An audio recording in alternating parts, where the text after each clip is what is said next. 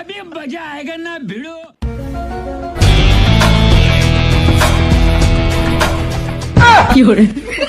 দিলাম তো মুখে জাঙ্গিয়াটা ঘষে।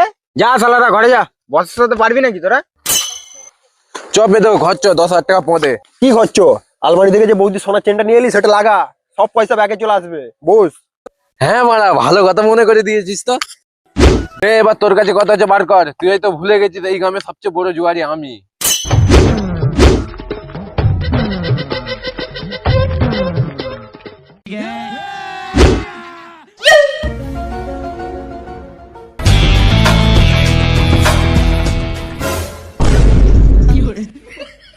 বাল করছে মারা, উ নাকি এই গ্রামের সব থেকে বড় জুয়ারি। মুখে পেঁধে দিয়েছি, ঘর যা।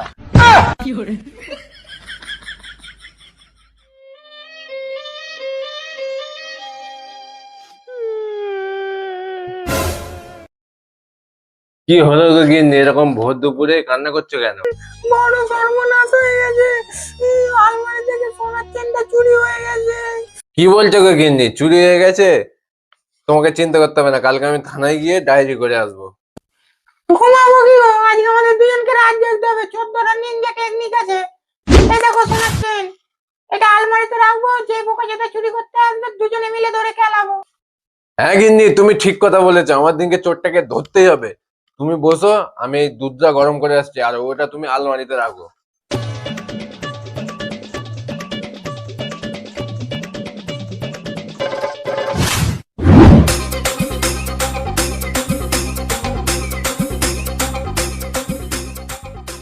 এ নাও গিন্নি, দুধটা খেয়ে নাও। আজকে তুমি একদম ঘুমাবে না, আমাদের দুজনকে সারা রাত পাহারা দিতে হবে।